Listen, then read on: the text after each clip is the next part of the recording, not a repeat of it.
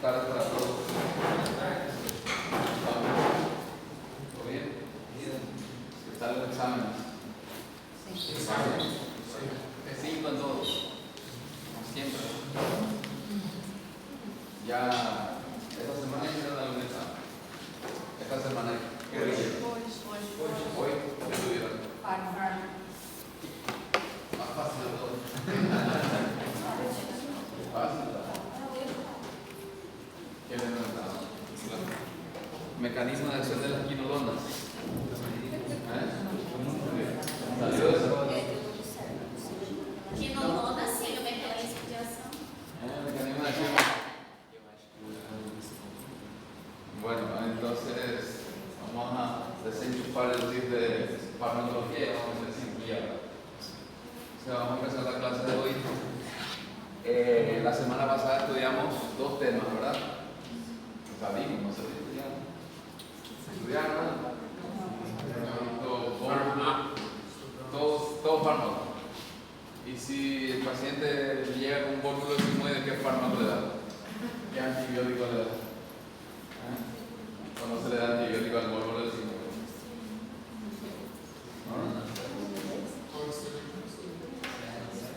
Entonces, tiene que ir relacionado por farmacología con la cirugía. Habíamos estudiado los vólvulos del intestino grueso y vimos también las enfermedades diverticulares, los divertículos del intestino grueso también. Dijimos que vólvulos puede haber en cualquier parte, estómago, duodeno, pero nosotros específicamente vimos del intestino grueso. Igual que el divertículo, incluso en el esófago puede haber divertículos. Entonces, de los vólvulos, habíamos visto que puede ser en el ciego, o sea, en el intestino grueso, puede presentarse en el ciego, en el transverso y en el sigmoide. Y una condición más rara aún, que es el nodo o nódulo iliocecal o iliosigmoide, realmente más frecuente, porque el sigmoide es el que más se mueve y lo envuelve el intestino delgado. Entonces, de todo eso, ¿cuál es el más frecuente? ¿En dónde es que se encuentra más frecuente el vólvulo? En el sigmoide. Al final, el sigmoide o el colon izquierdo es el desgraciado del colon derecho. Ahí es donde es más frecuente los vólvulos, ahí es más frecuente los divertículos y ahí es más frecuente el cáncer de colon que vamos a estudiar hoy. Es todo el lado izquierdo. Y todo se da eso por la anatomía y la función que realiza el intestino.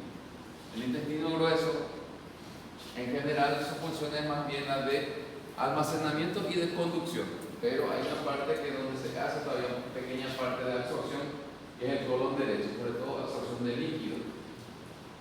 Entonces, por esa razón es que ahí pasa menos tiempo las heces fecales y esa condición le ayuda a que sufra menos estas patologías, sobre todo el divertículo y el cáncer de colon. El vólvulo no tiene nada que ver con eso, no tiene nada que ver con la función, pero sí con la anatomía. El vólvulo se ve más frecuente en el sigmoide por la condición de que es más móvil, se mueve, y dijimos que el vólvulo, por concepto, que era el vólvulo, ¿se acuerdan? Es la torsión del colon o del intestino, que puede ser sobre su propio eje, o sea, varias formas de torsión. La más frecuente sobre su eje, la torsión axial. Eso se da porque el colon sigmoide se mueve, no está pegado. Sin embargo, el colon derecho está pegado a la pared del peritoneo parietal, la pared del abdomen, se pega ahí y ahí no se mueve. Una pequeña parte que se mueve es el ciego, pero muy pequeña parte es la que se mueve. Y todo el colon ascendente está pegado ahí, entonces no se puede mover, entonces no se puede torcer, no se puede volvular.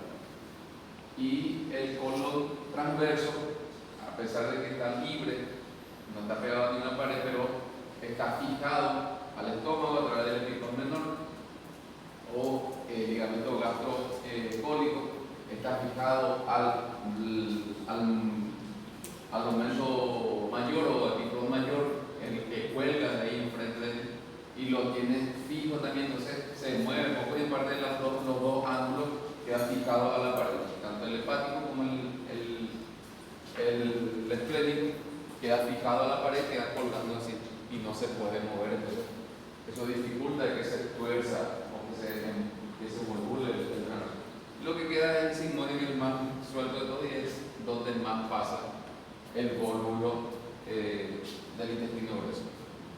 Vólvulo que se manifiesta como, ¿qué hace cuando hay vólvulo?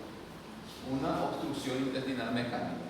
Va a tener todos los signos de obstrucción intestinal mecánica: dolor atipocolíco, distensión abdominal, los vómitos que van a ser un poco más tardíos, va a tener distensión abdominal, ruido haber aumentado, timpanismo generalizado, alto rectal, ampolla rectal vacía, todo eso, todas las manifestaciones de lo que es una obstrucción intestinal mecánica. Entonces, eso es lo que fue lo que estudiaron o lo que deberían de estudiar la semana pasada para la clase de hoy. El tratamiento, hay varias formas de tratar: un tratamiento conservador, endoscópico. ¿En quién se puede hacer tratamiento endoscópico? Según el video ese que les puse, que habíamos visto también por qué. Tratamiento endoscópico que se puede formular por la endoscopía, por la colonoscopía, y después hacer un tratamiento quirúrgico electivo, que es mucho mejor. ¿Y a qué otro tipo de vólvulos no se le puede hacer eso? ¿Se acuerdan?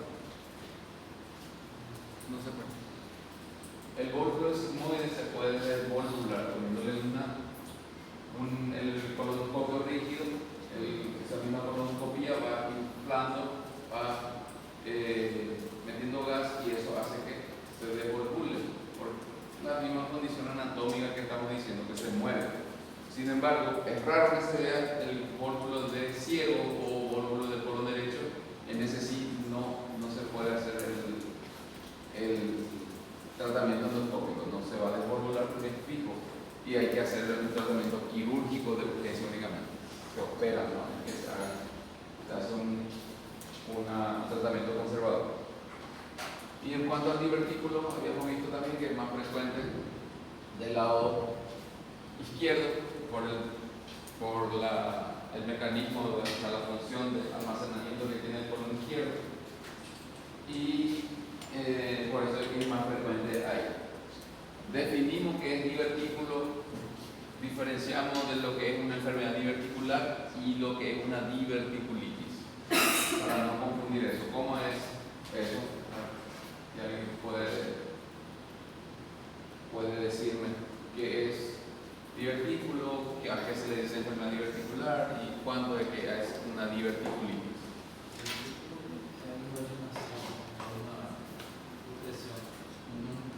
Una vaginación o un saco. Sí,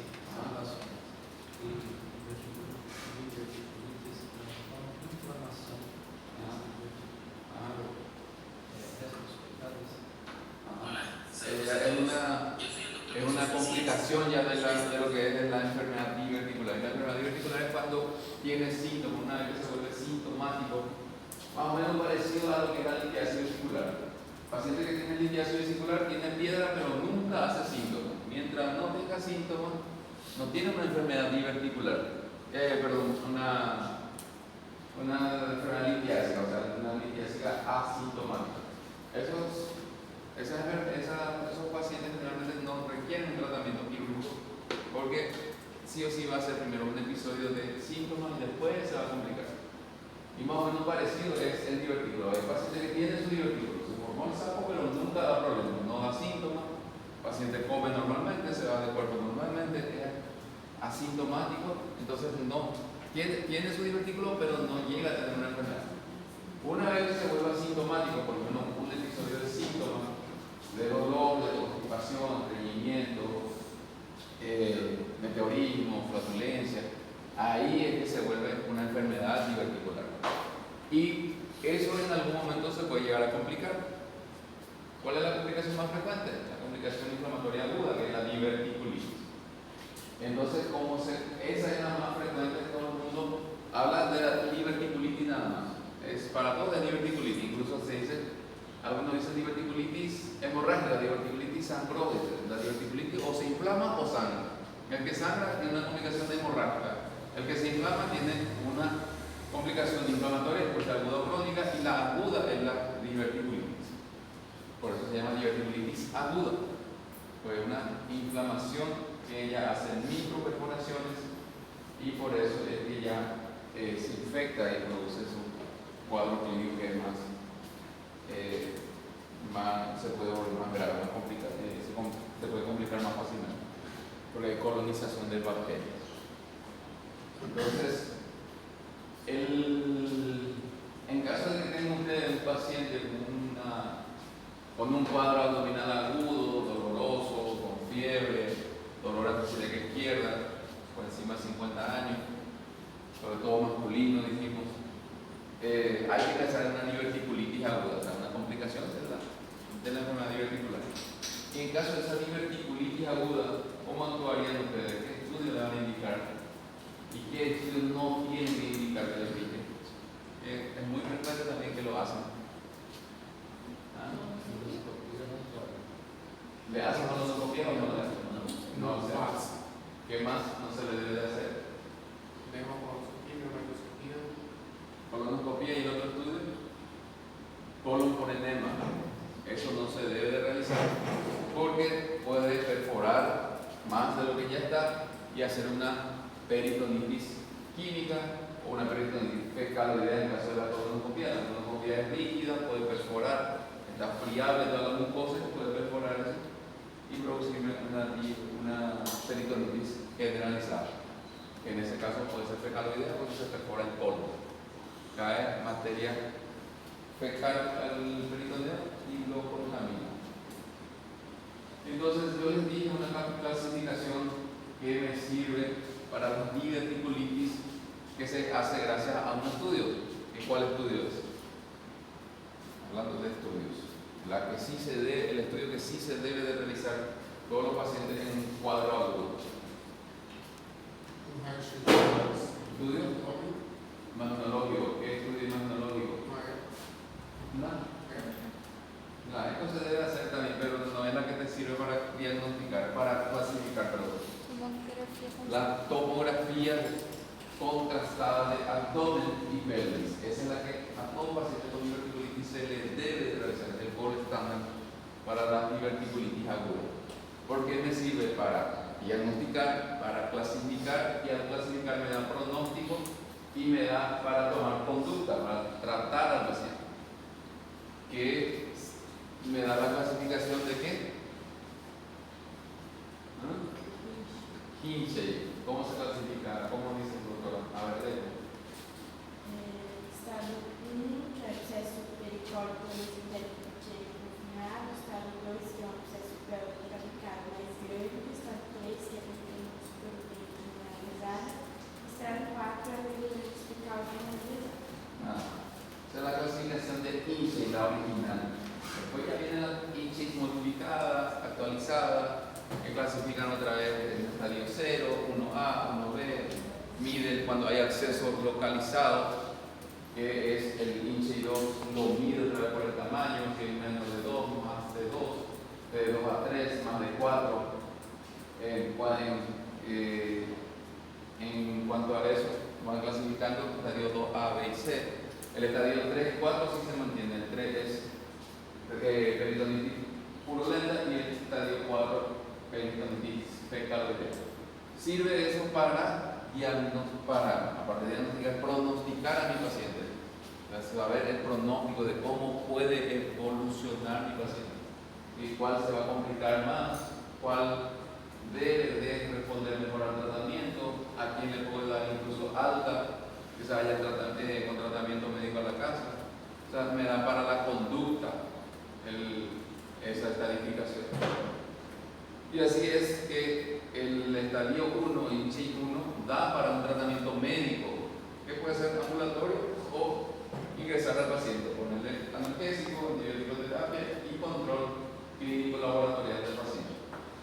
En caso de que no responda al tratamiento médico, no mejora el paciente, entonces se debe de hacer tratamiento quirúrgico, que de preferencia debe ser la laparoscopía.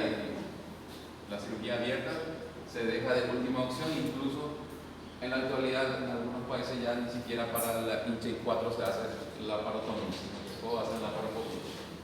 El Hinchey 2 se clasifica otra vez, se subdivide si el acceso es menor a 2, de 2 a 3 o mayor a 4, en dependencia a eso que ya es acceso, ya hay pus. Pericolónico o cerca de la cavidad pélvica. Entonces, si es pequeña, se puede, si es menor de 2 centímetros, se puede hacer un tratamiento conservador, antibiótico, y esperar que se reabsorba eso solito.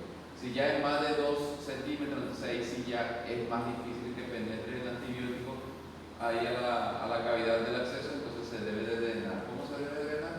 Lo ideal es percutáneo, no operar al paciente.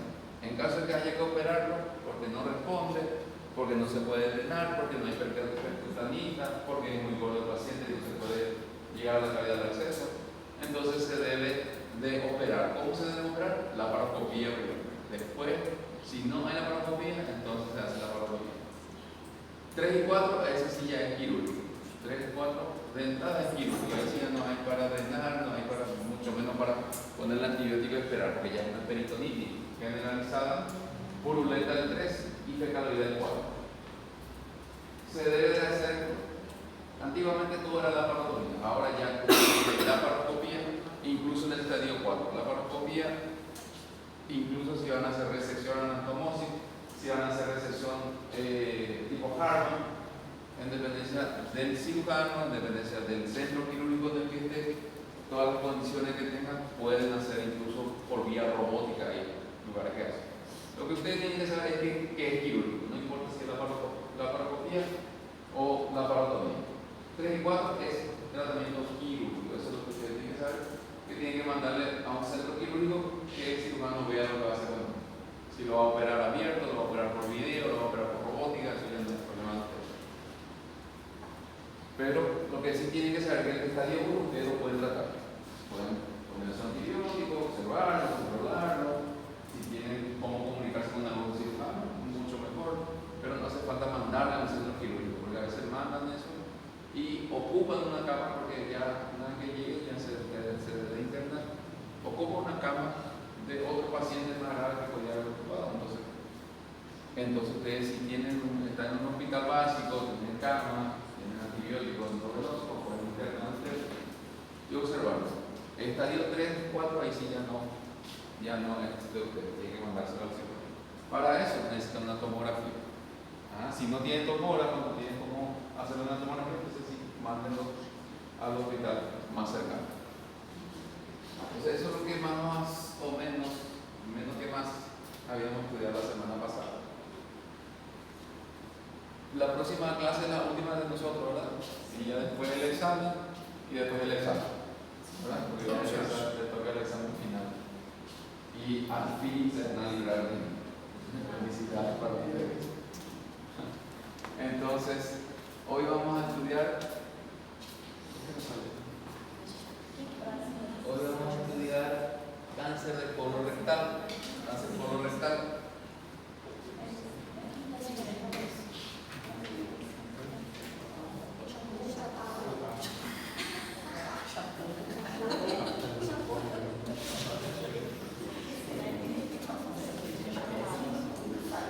Aparte de ser docente, tengo que ser técnico.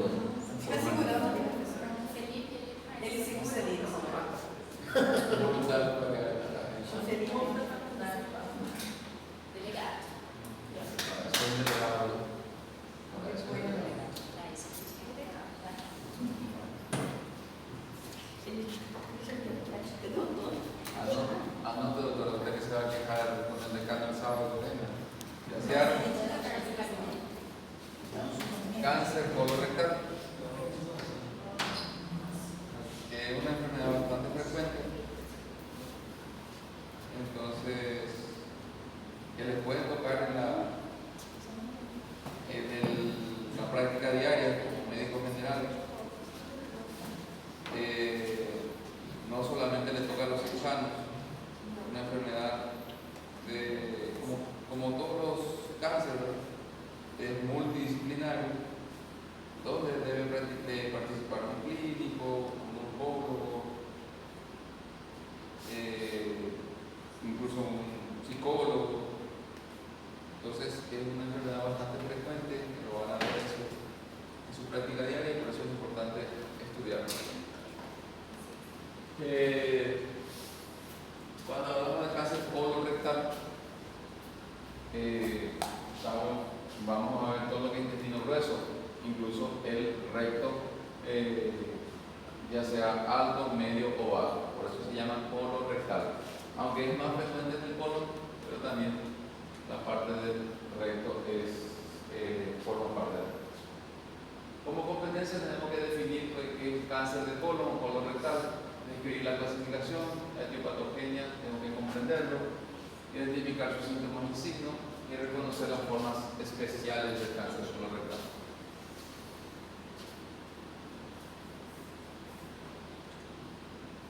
Como definición, es una neoplasia maligna. Bueno, para la luna acá, por favor.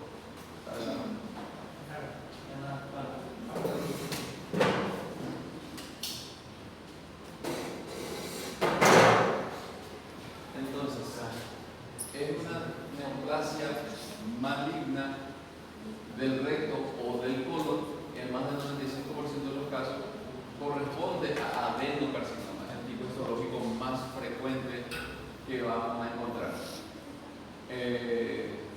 Por suerte, porque hay otro tipo histológico que son mucho más invasivos, mucho más malignos. Se caracteriza por su tendencia al crecimiento desordenado y en la formación de metástasis regionales y a distancias.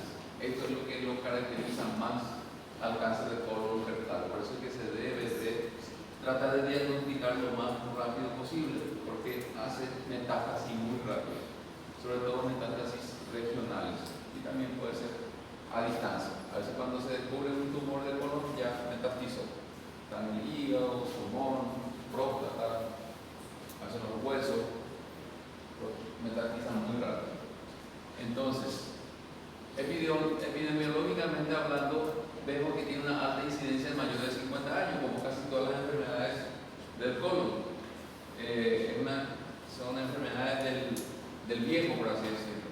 Por encima de los 50 años es mucho más altas en su incidencia, igual que la enfermedad diverticular.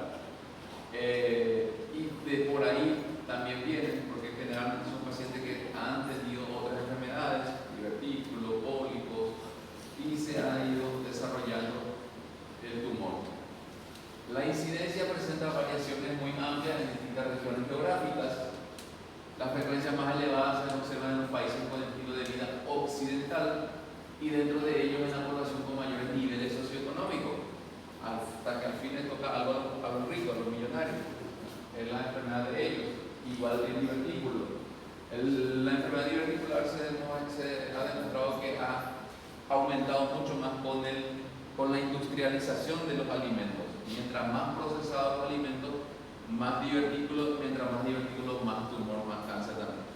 Mientras más alto su nivel socioeconómico, los occidentales que comen mucho alimentos encurtidos o conservados, que tienen muchos conservantes químicos, la carne,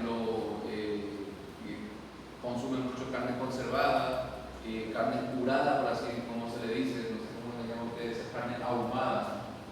Eso produce muchos cánceres de tubo digestivo en general, mucho cáncer de esófago, cáncer de estómago y cáncer de colon. Por eso es que en los países que más predominan son Japón, ellos comen mucho encurtidos, mucha carne ahumada, muchos embutidos de salchicha, todas esas cosas, o como le dicen de chorizo, lingüiza, que tienen muchos conservantes, y uno de los conservantes es el nitrito, y ese nitrito es altamente cancerígeno, que se absorbe en la mucosa del tubo digestivo y produce el cáncer. Entonces, ocupa el segundo lugar en frecuencia detrás del cáncer de mama en la mujer y el tercer lugar detrás de la próstata y pulmón en el hombre, en cuanto a cáncer en general, y es la segunda causa de muerte por cáncer a nivel mundial, el cáncer de colon, tanto para el hombre como para la mujer. O sea, es bastante alta, la incidencia cada vez aumenta más. Anatómicamente, como ya dijimos, al igual que la enfermedad diverticular, se distribuye de la siguiente manera: mucho más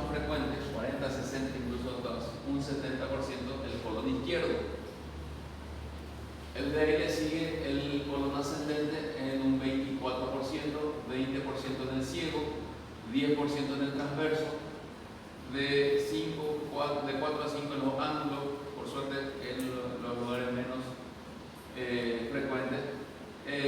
Cuando hablamos del colon izquierdo ya hablamos del recto sigmoide y el recto como tal también. O sea, por eso también es mucho más elevada la frecuencia del lado izquierdo.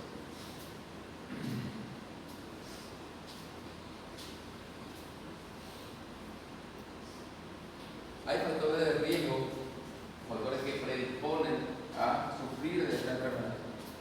Y de ahí tenemos factores de riesgo que pueden ser modificados y hay otros que lastimosamente ya no se pueden modificar.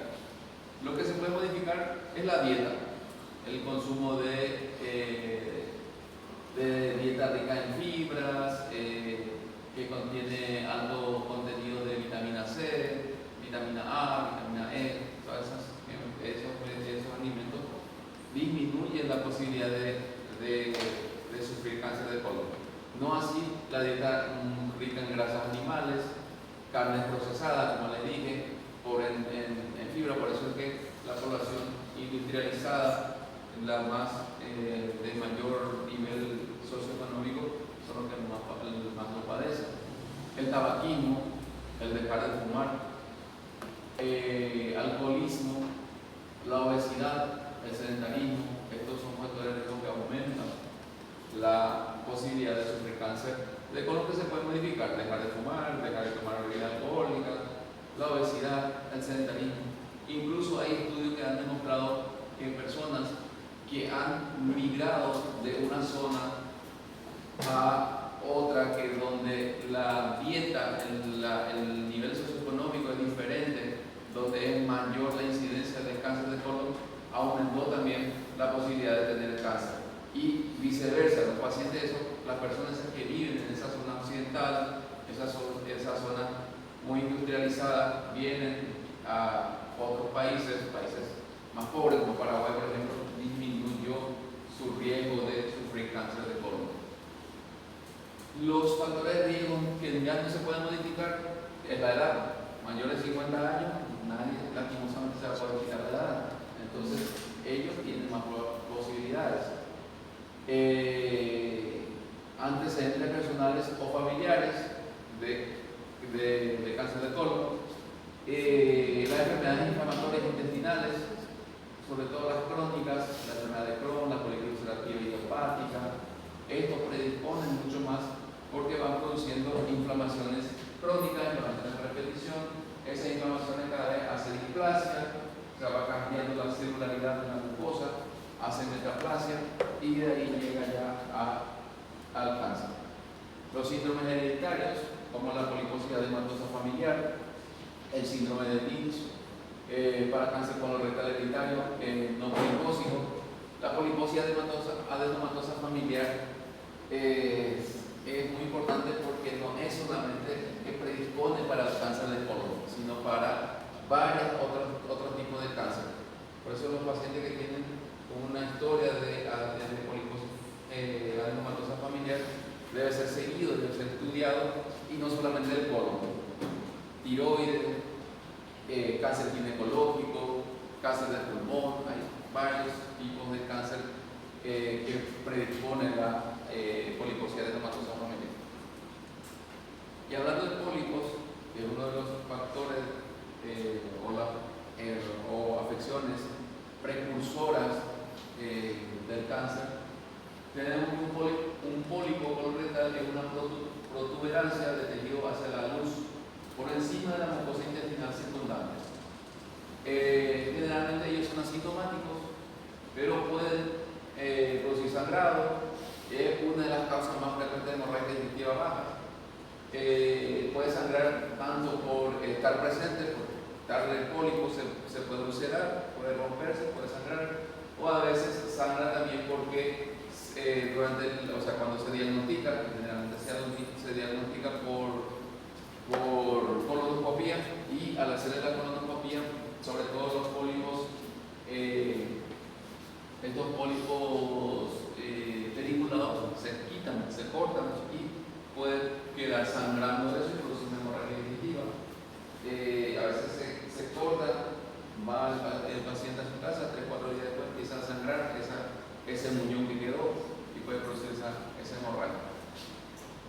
Entonces, a veces puede producir síntomas obstructivos, cuando sobre todo son peniculados y son grandes, pueden obstruir la luz del intestino y producir una oclusión intestinal, sobre todo los que son muy grandes. Y otras son precursores de cáncer, son lesiones precursoras, no todo, no por el hecho de que el paciente tiene pólipo ya va a tener cáncer, eso no es así. Hay algunos que sí son, que tienen más predisposición y pueden producir el cáncer.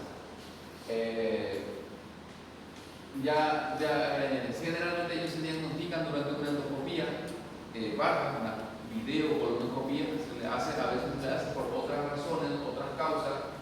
A veces el paciente tiene hemorroides, para operarse hemorroides se manda a hacer un estudio completo y ahí sale que tiene un pólipo. Como les dije, ese pólipo, por tener ese pólipo no quiere decir que vaya a ser cáncer en algún momento. No es así. Entonces, de acuerdo a su aspecto endoscópico o su clasificación macroscópica, lo que van a ver los colonoscopistas, de acuerdo a eso se pueden clasificar en pólipos pediculados o con un tallo y pólipos sésiles o planos, que vamos a ver enseguida cómo son. Después, ya una vez diagnosticado endoscópicamente, lo ideal es que lo corten, lo quiten durante ese mismo estudio y lo manden a anatomía patológica, a la biopsia, que se hace un estudio histológico o anatomopatológico. Y ahí te da otra vez la clasificación, que puede ser adenomatosas, amartomas, inflamatorias, cerrados, etc. De acuerdo a esto, lo dividen en neoplásicos, no neoplásicos, cerrados y malignos, que vamos a ver más adelante. La principal importancia de los pólipos radica en su riesgo de aparición de un cáncer colorectal. Los pólipos neoplásicos, que tienen potencial de convertirse en cáncer colorectal, deben de ser extirpados para reducir ese riesgo de cáncer. Los pólipos como tal, ya al diagnosticarse, al ver, no importa si es sésiles o pediculados, ya se debe de quitar para mandar a biopsia por lo menos uno. A veces tienen 1, 2, 3, más de 3 lesiones poliposas. Entonces por lo menos uno se debe de quitar y mandar a biopsiar para poder clasificarlo histológicamente, que pueden ser de esa forma, adenomatosa, amatomas, inflamatorias. De ahí ya uno sabe cuál es neoplásico, cuál no es neoplásico, cuál puede convertirse en cáncer. Lo que se clasifican como adenomatosas o neoplásicas, ya eso sí ya se deben de extirpar.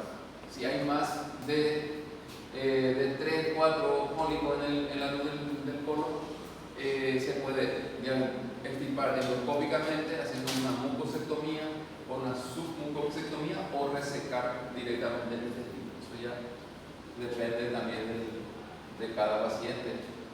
Si tiene riesgo asociado de cáncer de colon, pues por más razón todavía. Entonces, eso es lo que les decía. Endoscópicamente, cuando ellos entran con la endoscopía, van a ver dos tipos de pólipos.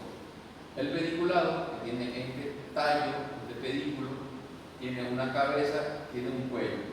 Ese es el que se mueve así y ese es el que más sangra, porque se mueve y se rompe a veces y produce sangrado. Este también que se puede mover, mientras más grande sea, se puede ir a mover y tapar esta luz y producir una oclusión intestinal mecánica.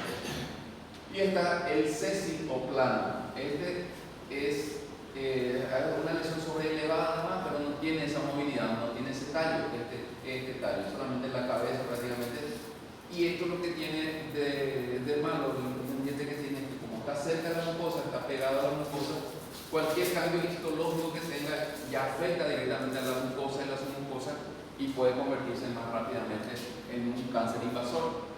Entonces, esa es la diferencia. Eso es endoscópicamente cómo se clasifican los pólipos, o macroscópicamente, lo que uno ve.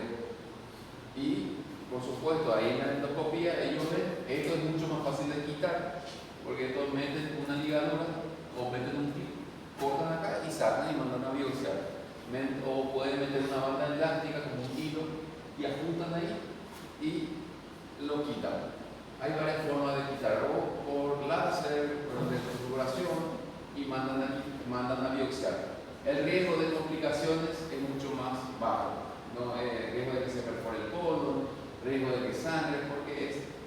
este pedículo es bastante largo y da esa posibilidad de trabajo.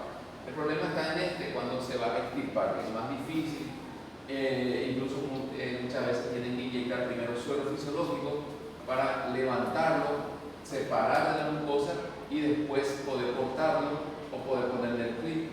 Y entonces el riesgo de que se perfore el colon porque está pegado prácticamente a la pared es mucho más elevado, o que quede sangrante es mucho más elevado. Si en la videocolonoscopia, o sea, le llega un paciente con hemorragia digestiva baja, enterorragia, proctorragia, primero tiene que preguntar si no fue sometido a algún tipo de estudio, y sobre todo el colon. Y si te dice sí, la semana pasada me hice una videocolonoscopia, y entonces le pide el informe o le pregunta qué diagnóstico le dieron.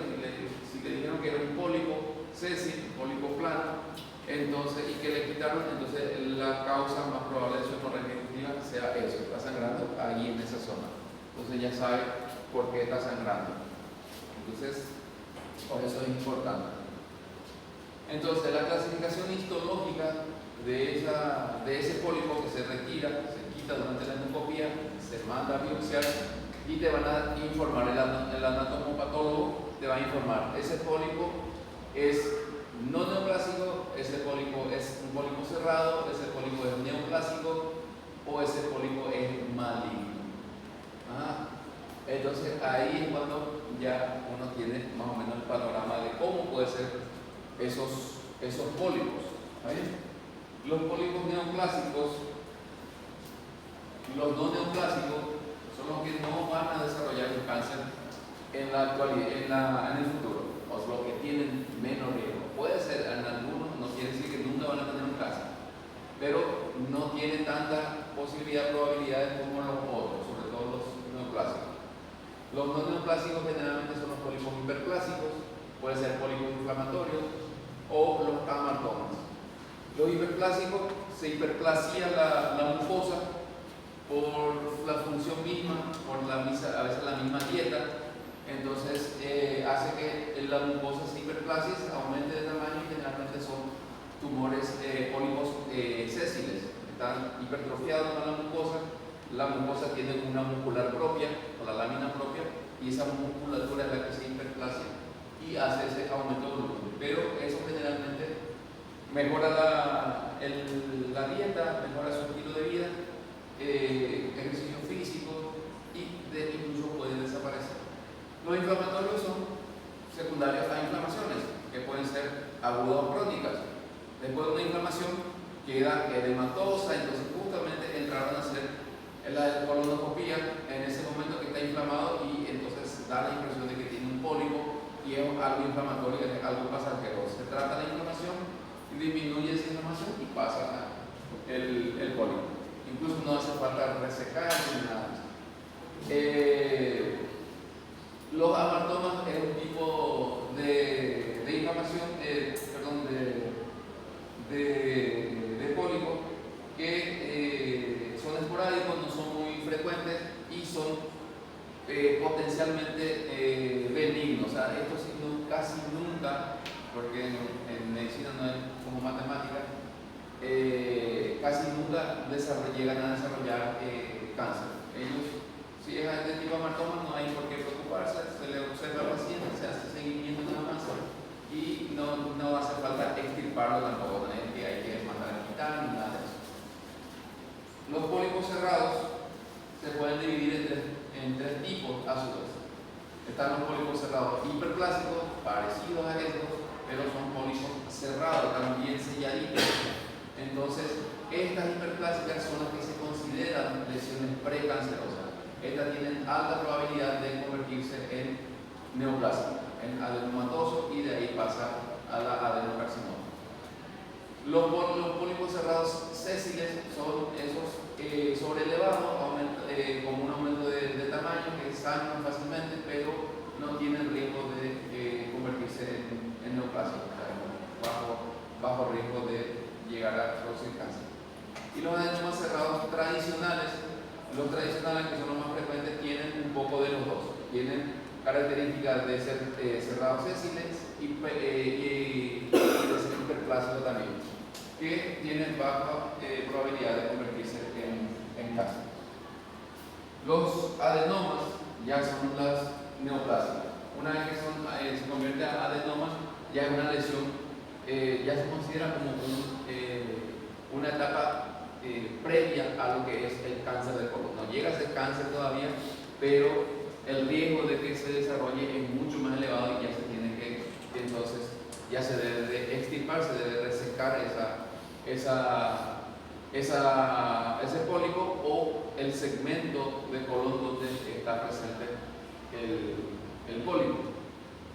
Y el maligno, entonces el maligno sí ya es un cáncer, el adenocarcinoma, que puede ser que esté en la etapa de poliposis todavía, no llega a tener un tumor, una tumoración como tal, pero ese pólipo ya se convirtió en cáncer, ya pasó a ser un cáncer, que el más frecuente es el adenocarcinoma.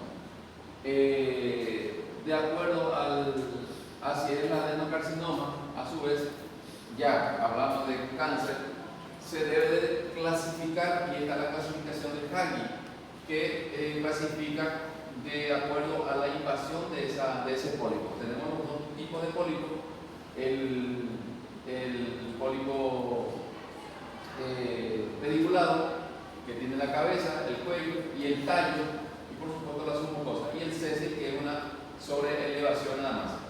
Esta clasificación de Hagi más bien me sirve para el pólipo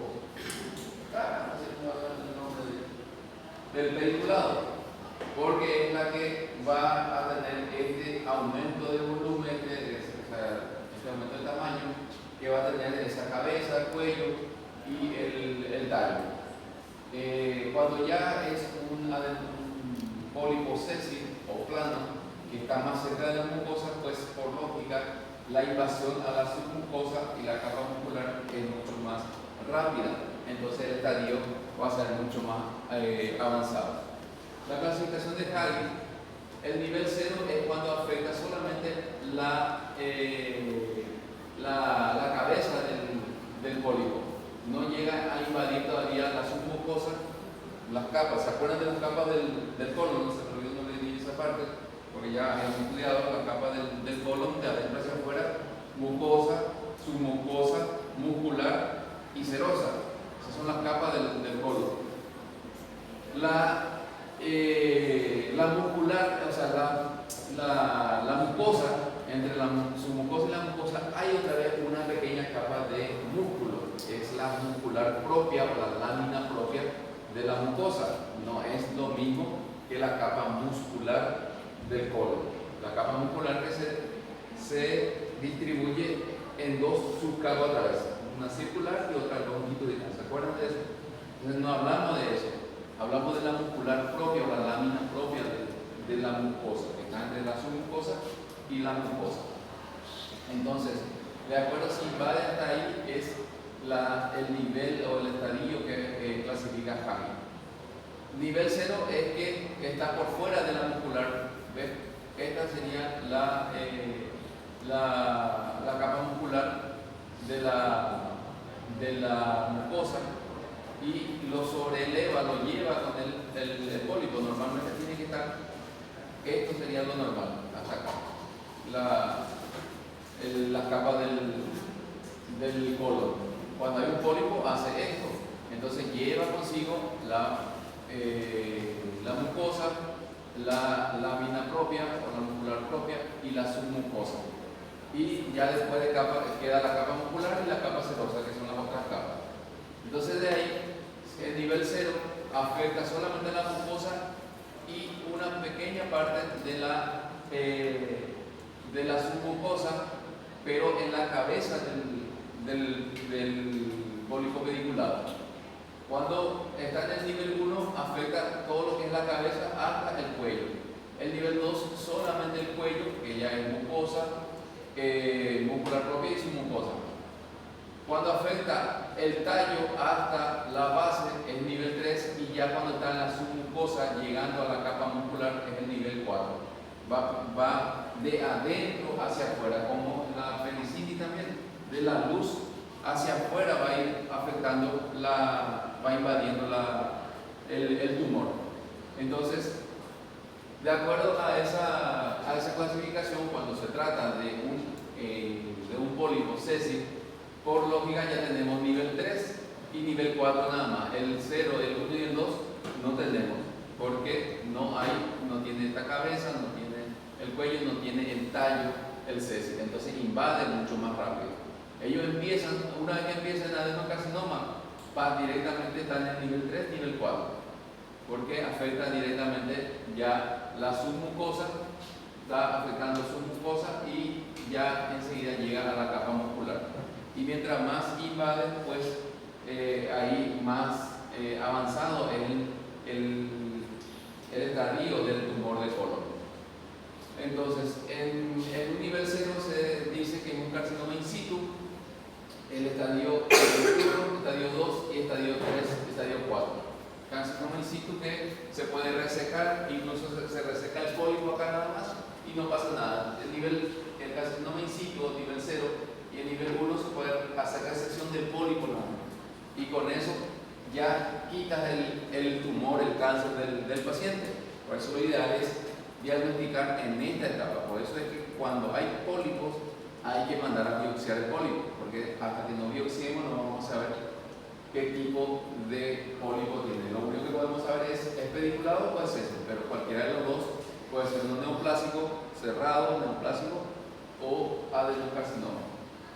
Entonces, ya una vez que es un adenocarcinoma, hay que estadificarlo, hay que ver hasta dónde invade y de acuerdo a eso se manda la resección. Se puede hacer resección endoscópica, se puede hacer mucosectomía o submucosectomía, quitar hasta la mucosa, pero si ya está en nivel 3, nivel 4, entonces lo ideal es resección del segmento colónico, se reseca el colon.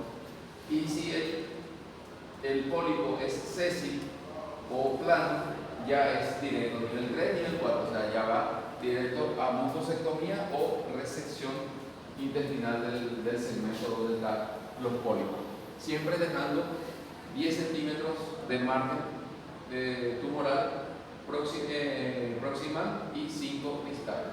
O sea, si está en el colon sigmoide, hay que quitar hasta el recto alto, 5 centímetros por debajo y 10 centímetros por arriba, aunque esté el tumor pequeño ahí, igual hay que quitar, hay que dejar un margen oncológico, porque por la submucosa ella puede correr ascendente o descendente, más ascendente que descendente y puede invadir capas. Se quita el tumor, pero quedó células que están invadiendo que después va a volver a crecer otra vez. Entonces, eso es con los pólipos, lo más frecuente. De ahí están las enfermedades de los pólipos familiares, como le dije, que no es solamente para el cáncer de colon, hay que hacerle seguimiento. La poliposis juvenil, que supuestamente no es cancerígeno. Hay varias formas de poliposis, pero lo más importante que entiendan es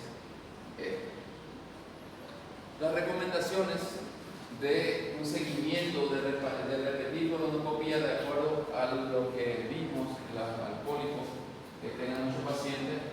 Nos recomienda hacer un seguimiento de acuerdo al hallazgo de la colonoscopia inicial. Los pólipos hiperplásicos pequeños, menos de 10 milímetros, ya sea en el recto o en el sigma, y sobre todo si es hiperplásico, que son los no neoplásicos, a los 10 años se recomienda repetirle una colonoscopia. Entonces le puedes tranquilizar al paciente, decirle que sí tiene un pólipo, porque enseguida los pacientes cuando le dicen pólipo ya enseguida piensan en cáncer y no en así. Si histológicamente, lo que sí en la primera colonoscopia ven pólipo, tienen que tomarle muestra. Sí o sí tienen que biopsiar para poder saber, ¿es neoplásico, no neoplásico, cerrado o es un adenoma, un adenocarcinoma? Si es hiperplásico, que es menos cancerígeno, le pueden decir que a los 10 años se puede repetir una colonoscopia, porque hay gente que te pide otra vez que le repita su colonoscopia porque va a tener cáncer. Ahí es fobia al cáncer. Entonces, a los 10 años años se recomienda hacer que no va a pasar nada. Tiene los pacientes con bajo riesgo, como por ejemplo 1 o 2 adenomas tubulares pequeños, menos de 10 milímetros, con displasia leve, se puede hacer de 5 a 10 años, según las directrices de la Asociación Americana de Gastroenterología. Y según la Asociación Europea, la Sociedad Europea de Gastroenterología, ellos recomiendan a los 10 años. Si tiene alto riesgo, se puede hacer a los 3 años, como la histología vellosa o displasia grave de tamaño mayor de 10 milímetros o mayor de 3 pólipos o igual a 3 pólipos, se debe de hacer a los 3 años. Extirpación parcial del pólipo, pólipo cerrado cesi menos de 10 milímetros a los 6 meses, los pólipos cerrados menores de 10 milímetros o con displasia o adenoma cerrada adicional se puede hacer de 3 a 5 años, cada 3 o cada 5 años se puede hacer el seguimiento. Lo que más hay que seguir son los que tienen estos de alto riesgo, que tienen una histología de adenoma velloso, que se extirpó parcialmente nada más. Eso a los 6 meses hay que revisar otra vez porque no se quitó completamente y puede volver a crecer. Entonces, ese es el seguimiento de la colonoscopia que se le debe de hacer al pólipo, porque de ese pólipo podemos llegar al cáncer, que vamos a ver la etiopatogenia. Habíamos visto los factores de riesgo, modificables y no modificables, como por ejemplo la edad, el antecedente patológico familiar de cáncer colorectal, la dieta, el sedentarismo, la inflamación intestinal. Esto hace que se desarrolle el cáncer de colon, que se va a desarrollar por etapas. Primero, lo que va a producir es pequeños parches en la mucosa, área de hiperproliferación a nivel de las cristas. A veces no son pólipos, a veces no se producen pólipos, sale directamente del cáncer. Estos, a su vez, se van, histológicamente se convierten en adenoma, que es la lesión precursora del cáncer. Adenoma no es cáncer todavía, es un tipo histológico que ya está a un paso de producirse el cáncer. Se produce displasia, sufre transformación maligna, se va cambiando constantemente de celularidad, de adenoma, pasa a sufrir otra transformación, se hace la displasia, la metaplasia y produce lo que es el cáncer. ¿Cuál es el más frecuente? El adenocarcinoma, pero hay otros tipos histológicos. Adenoma es benigno, un tumor benigno, pero ya cuando es adenocarcinoma, el carcinoma lo que es maligno. Entonces,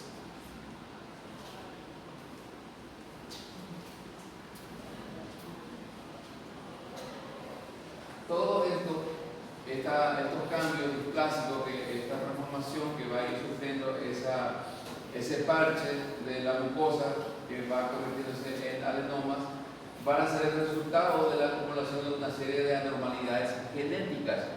Hay varias transformaciones genéticas que lo más frecuente produce un cáncer hereditario, que son heredados todas estas anomalías genéticas de los genes, y va a producir lo que son los cánceres hereditarios, que son los más frecuentes. Y hay otros casos esporádicos que no tienen ningún familiar de primera línea hasta la segunda línea de familiares, dicen que se considera cáncer hereditario. Y están los cánceres esporádicos, que son menos frecuentes, que son los cánceres adquiridos por diversas mutaciones, que se conoce como cáncer esporádico. Los más frecuentes son los cánceres hereditarios, por eso es que uno de los factores de riesgo del antecedente patológico familiar del cáncer colorectal. Una vez que tenga paciente familiar cáncer del colon, y más todavía si tiene poliposis, hay que hacer el seguimiento. Porque el riesgo de que haga un cáncer hereditario es muy elevado, más del 50% sufren de un cáncer hereditario, o sea, bastante frecuente.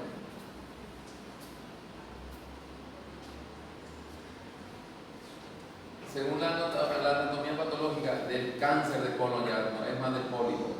Lo otro que habíamos visto son los pólipos, la poliposis del intestino grueso, que se diagnostica con la videocolonoscopia y se hace toma de biopsia para hacer la anatomía patológica. Ya una vez que tenga cáncer, nosotros tenemos que diferenciarlo también, o sea, tenemos que mandar a biopsiar. Ya tenemos un cáncer, quitamos, esperamos cáncer y mandamos a anatomía patológica. O a veces nos llega un paciente con una lesión o con síntomas de cáncer, mandamos una videocolonoscopia y nos llegan a ver un pólipo, pero si llegan a ver una lesión ulcerosa, un aumento de volumen, y le toman muestra de eso y mandan a biopsiar. Y esa biopsia te informa de que es un adenocarcinoma o es un tumor escirroso. El más frecuente es el adenocarcinoma, pero por suerte es el más benigno dentro de todo. El escirroso es mucho más invasivo, mucho más maligno. El adenocarcinoma a su vez tiene sus variedades. Te puede informar en la anatomía patológica que es un adenocarcinoma, pero es bien diferenciado, o es moderadamente diferenciado, o es poco diferenciado, incluso es indiferenciado. ¿Qué quiere decir diferenciado o no diferenciado en los cánceres, en las células neoplásicas? Que si es bien diferenciado es porque es prácticamente parecido todavía a la célula normal. Porque lo que hace en el cáncer es que cambia la celularidad de ciertas mucosas, de cierto lugar. Por ejemplo, en el colon, sobre todo el colon derecho, hay un mecanismo todavía, o sea, una función de absorción de líquido. Entonces tienen células especiales que hacen esa absorción. Entonces cuando hay tumor, el tumor viene en otra célula, es una célula cancerígena, que es totalmente diferente y no hace esa absorción. Entonces, si las células que vienen a reemplazar a esas células que están normalmente se parecen a las normales, son las que son bien diferenciadas. Mientras menos se parezcan a las células, es poco diferenciado, o es indiferenciado, que es totalmente diferente. Y mientras más indiferenciado, o sea, totalmente diferente es la célula, ahí es cuando la malignidad es mucho mayor en cuanto al cáncer. ¿Entienden eso? Por ejemplo, si la célula era una silla, pero en vez de la silla ahora viene una mesa, es totalmente diferente, ¿entienden? Y entonces hace otra función. Y por eso es que se clasifica indiferenciado, poco diferenciado.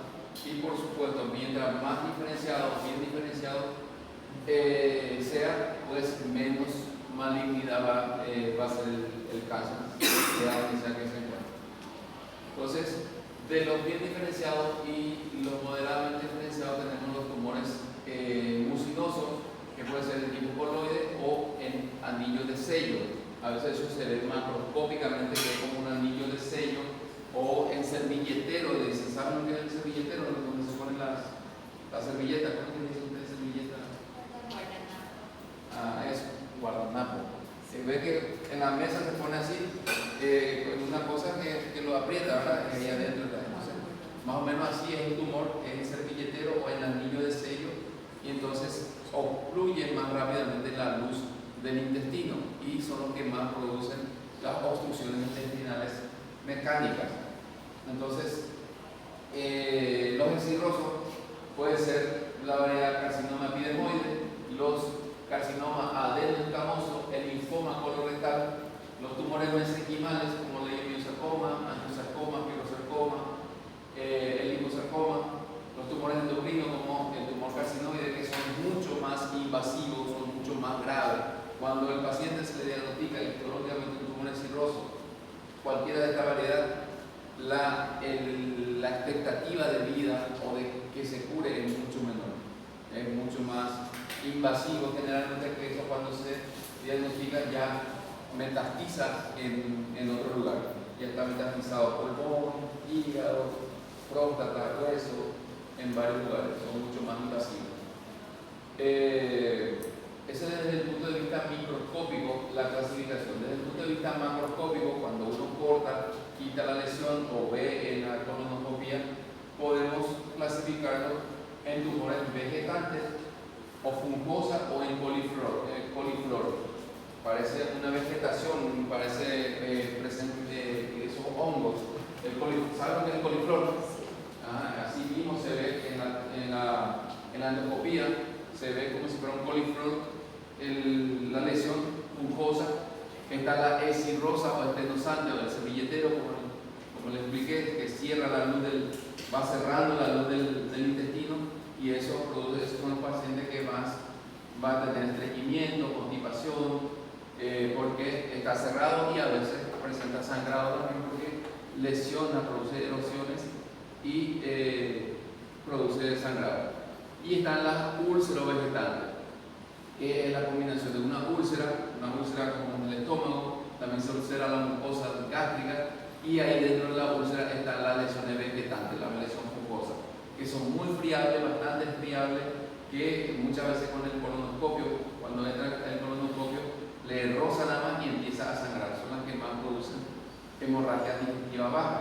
Cuando la causa de hemorragia digestiva baja es un cáncer de colon, generalmente es de tipo úlcero vegetante, es macroscópicamente. El servilletero produce más estenosis, más obstrucción intestinal.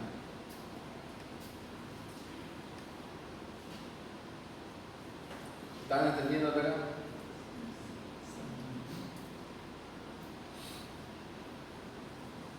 La forma de diseminación del tumor de colon, cáncer de colon, dijimos que el cáncer de colon lo que más se caracteriza es la rápida diseminación, rápida producción de metástasis a nivel ya sea regional o a distancia. Se puede, generalmente ya cuando se diagnostica hay metástasis en otro órgano.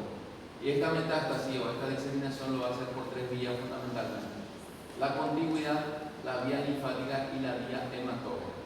Contigüidad, porque está pegado, está cerca a un órgano, lo va infiltrando sobre todo ya cuando es un tumor avanzado que ya abarcó todas las capas del intestino, su mucosa, muscular y serosa, y ahí está pegado el útero, por ejemplo, que es el que más bien se pega ahí. Entonces infiltra el útero, metastiza el útero.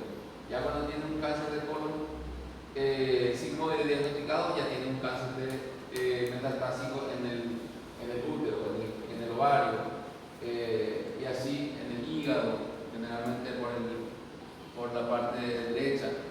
Por contigüidad, por vía linfática, por la circulación linfática también metastiza bastante.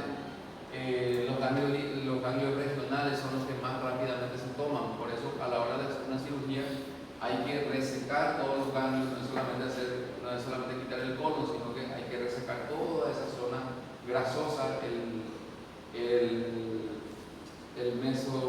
mesenterio, que es donde están los ganglios, porque ahí metastiza y de ahí pues recorre y va a otro órgano a distancia.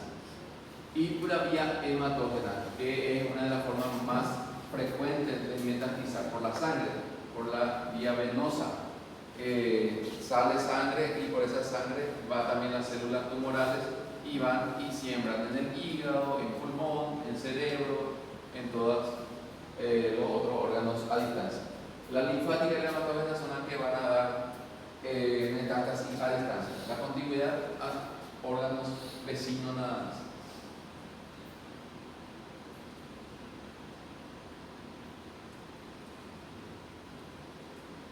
Las manifestaciones clínicas del tumor de colon, el cáncer de colon, la presentación, los síntomas que va a tener, va a depender mucho de la localización del tumor, de dónde está el tumor, ya sea el tumor del colon derecho, el colon izquierdo o en el recto. Depende, igual que en la enfermedad diverticular, depende de la localización, va a ser la sintomatología. Y de ahí tenemos la forma de presentación del tumor derecho, el tumor izquierdo y del tumor del recto. Hay variaciones, hay sintomatología que nos puede hacer sospechar y hacer el diagnóstico de la localización del tumor. Así, el tumor derecho va a tener una forma dispéptica, una forma anémica, una forma inflamatoria y una forma tumoral. La inflamatoria y la tumoral se repite en el izquierdo. La diferencia es que en el izquierdo es más hemorrágica y es más obstructiva. Esto no quiere decir que el derecho no va a producir obstrucción, produce también obstrucción, pero menos frecuente. La inflamatoria y la tumoral va a ser mucho más frecuente en el izquierdo, menos frecuente en el derecho. El derecho generalmente se presenta más, se caracteriza más por la forma dispéptica y la forma anémica. Habíamos estudiado lo que quiere decir dispepsia, ¿se acuerdan? ¿Qué quiere decir dispepsia? Cuando hablamos de dolor abdominal, en semiología abdominal, ¿qué era dispepsia? Hemos dicho mala digestión, ¿qué más? ¿Qué era la dispepsia? ¿No se acuerdan? Dispepsia no llega, es una molestia, un malestar abdominal que generalmente proviene de síntomas del tubo digestivo. Generalmente el tubo digestivo algo, estómago, vía biliar, que se manifiesta no llega a ser un dolor, sino los pacientes lo manifiestan como mala digestión, digestión lenta, digestión pesada, que se llena de gases, que todo lo que come le cae pesado. Eso es la dispepsia, esa molestia, que es el primer síntoma de la litiasis vesicular, ya hemos dicho. Pero que los pacientes no consultan por eso, porque si no da dolor, el paciente no le hace caso. Entonces, esa misma dispepsia produce el tumor de colon, y eso es una de las cosas, una de las razones por las que a veces se demora uno en diagnosticarlo. Porque como tiene esa dispepsia nada más, el paciente se siente pesado, comida pesada, que no digiere, le cae mal la comida, le cae mal la comida muy grasosa, la comida muy pesada le cae mal, a veces le da náuseas. Entonces, los médicos lo interpretamos más como una litiasis vesicular, como una piedra en la vesícula, y le mandamos su ecografía. Y da la casualidad que justo tiene también litiasis en la vesícula. Piedra en la vesícula, entonces decimos, es piedra en la vesícula lo que tiene, y no pensamos de que pueda tener un tumor de colon nuestro paciente.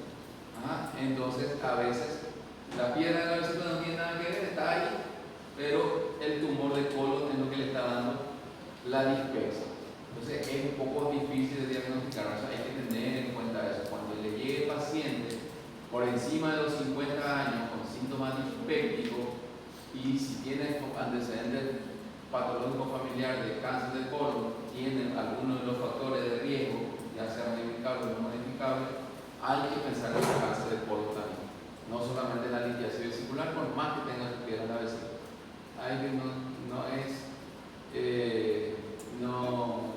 No es exagerar que si hay posibilidades se le pide una colonoscopia. Entonces, la forma anémica, el paciente viene con anemia, con todos los síntomas de una anemia crónica. Paciente débil, decaído, anoréxico, incluso tuvo pérdida de peso importante en los últimos meses. Hay algunos pacientes que con un mes bajó 15, 20 kilos, sí, de forma rápida. Están pálidos, le revisa piel y mucosa, están hipocoloreadas, no tienen ganas de nada, astéricos. Y es porque tiene una anemia, le hace una hemoglobina, tiene 6 de hemoglobina. Y tiene una anemia crónica.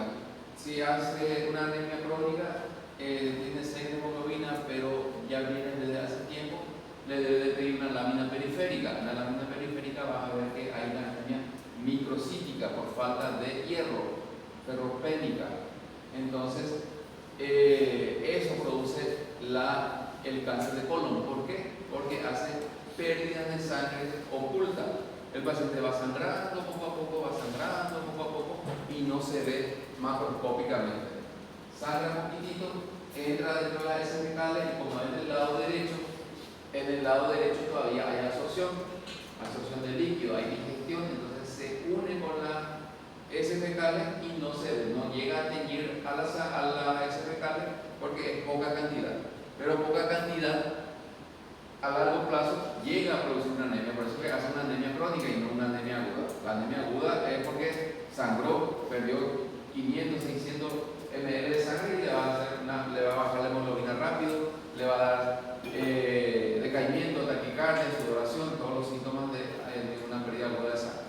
Sin embargo, este no, es poco a poco, es como que una canilla, una llave, pues pierde una gotita de agua, pero pierde 24 horas, toda la noche, todo el día va goteando continuamente, y cuando vienes a ver un tanque de 1000 litros, se fue todo por esa gotita, y así también va sangrando. No se ve, pero sangra el paciente y llega con síntomas generales a consultar.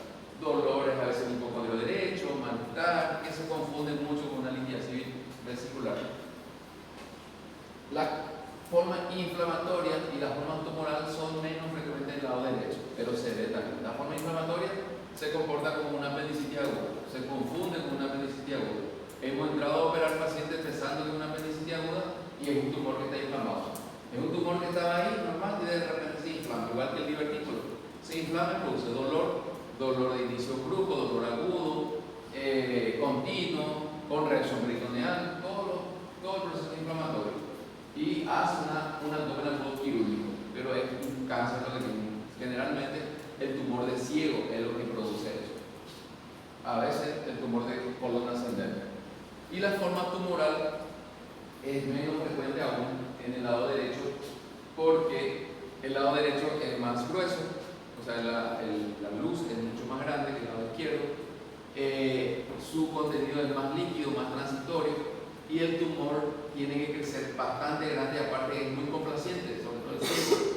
Si hay algo que nos molesta que hay ahí adentro, y lo que hace es distenderse nada más, y entonces el tumor no se llega a palpar. Por eso es que no produce una obstrucción intestinal, porque ese tumor, para llegar a cubrir toda esa luz del intestino, tiene que ser bastante grande. Y mientras más grande ya, primero hizo otras manifestaciones, ya metastizó en otro lado, entonces ya se descubre muy tardíamente si es que llega a tener un tumor muy grande.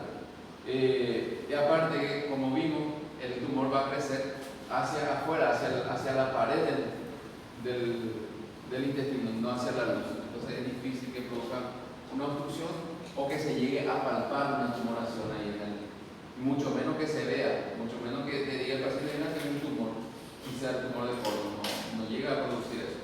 Es pequeño tumor que generalmente se ve en la colonoscopía o a veces en la palpación. ¿Está bien? El lado izquierdo sí produce más hemorragia, es mucho más sangrante, es una de las primeras causas de hemorragia digestiva baja. En tercer lugar, cuarto lugar, por ahí está.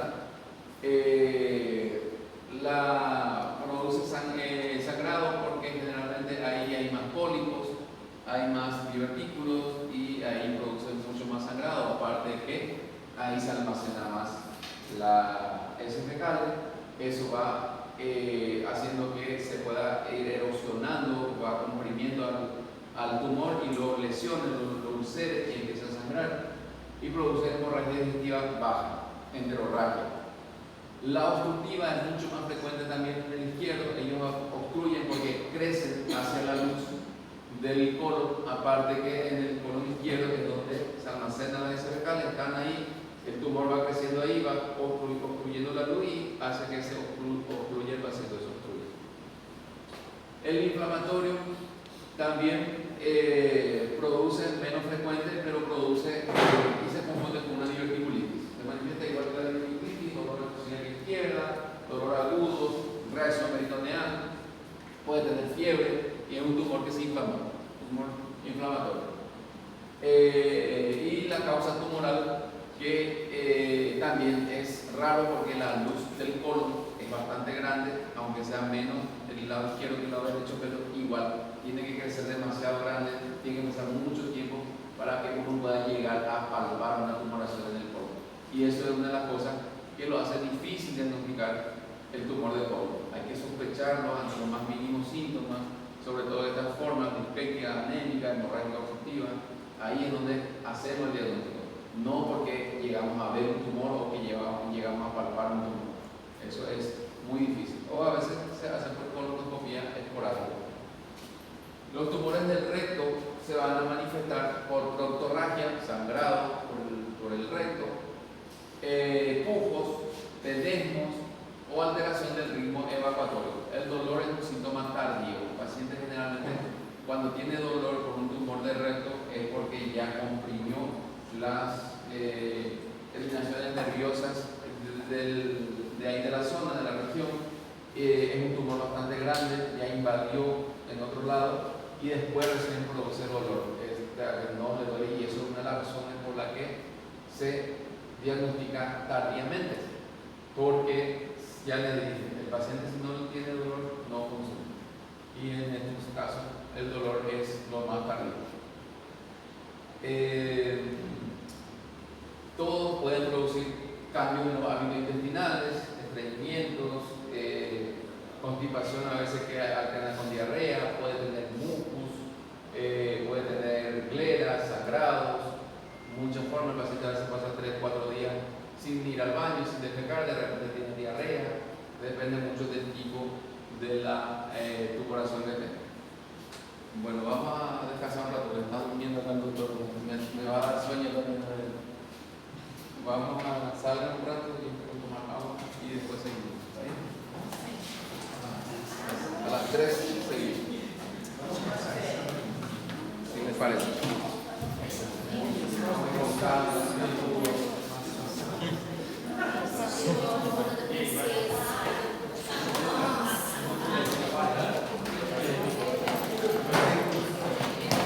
E aí, vai comprar? Vai comprar?